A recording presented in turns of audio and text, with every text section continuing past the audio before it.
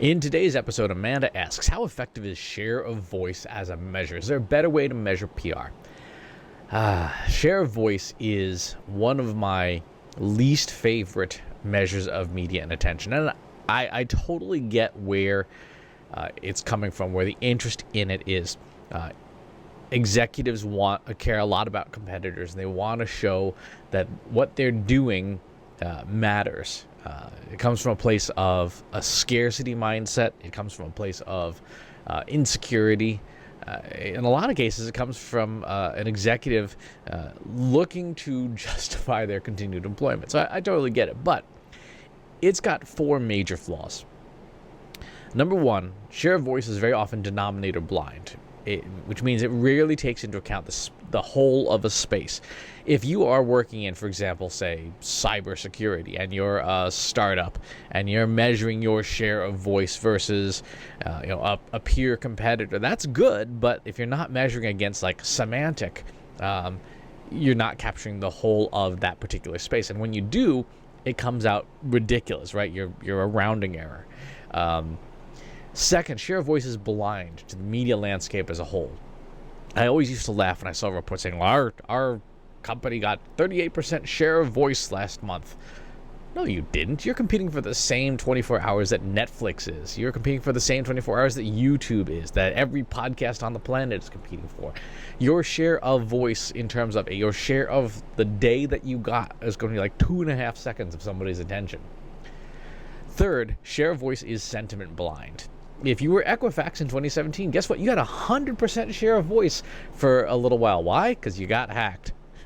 Right? You had a massive data breach, and you had everybody in the rafters yelling for you to be tarred and feathered.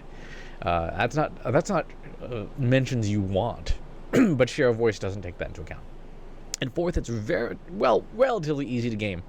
As long as you got some money, you can fire up a network of Twitter bots, and you can crank out press releases, and you'll win at share of voice. But you probably won't generate any actual business results. And that is where share of voice, to me, really fails. Now, I have seen some examples in the past of companies that have had success with modified versions of it, not what's built into most vendor monitoring packages. But there was one example of a company I worked with in the past that used to take a very specific slice of data they cared about, because they knew their industry cold. They cared about 10 publications in their industry, like TechTarget and IDG and stuff.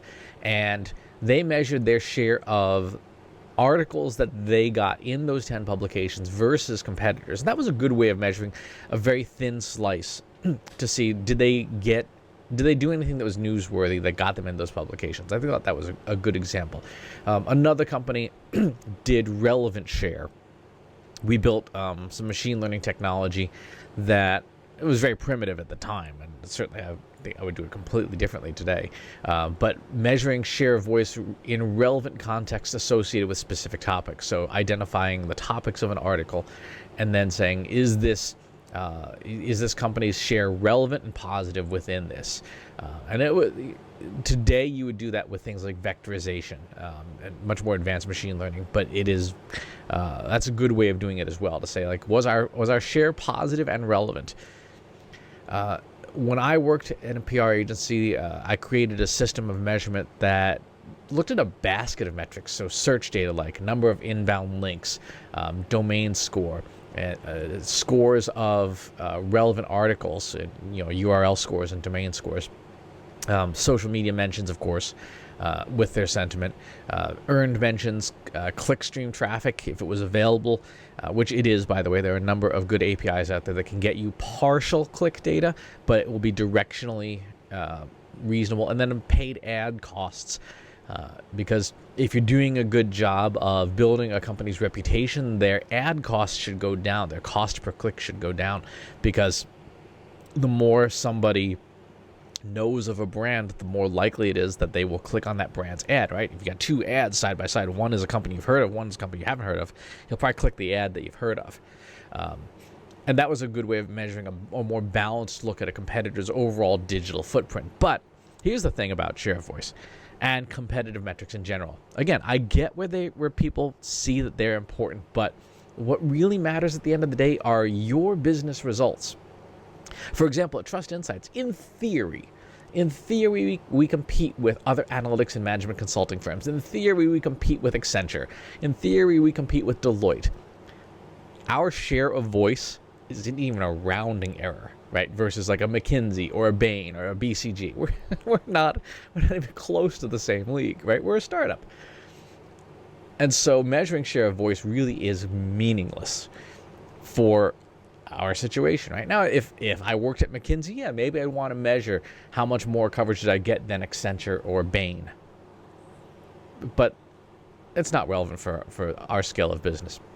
What really matters is our business results and whether they're improving month over month, right? The way to reframe the conversation around share of voice, if you don't want to use it as a metric and you know that it's flawed, is to show that share of voice has a very thin tangential connection to down funnel results. Whereas things like website traffic to key pages, intake attribution, when somebody fills out a form on the website that says, how did you hear about us? Well, if they've all filled out, I read your article in Martial Arts Magazine. Well, guess what? Then that media had an impact, and that's something that you want to do over again. Intake attribution is one of those things that you've got to do, and an awful lot of companies don't. And frankly, the end business results, the conversions on your digital properties, the number of calls you get in the call center, the number of orders you get, all of the business results that come with dollars attached to them are far better measures of your efforts. The way you measure that is with advanced attribution analysis. You have your outcome like revenue or sales or something, and they have all the activities that you did in this big spreadsheet, and you run a machine learning algorithm called predictor estimation that says, hey, of all these things that we did, which ones matter? Which ones have a provable mathematical relationship in some way to the business outcome? And guess what? If press releases is one of them, then you do press releases. But by having all that data lined up, you can then run that analysis and figure out, okay, what actually matters.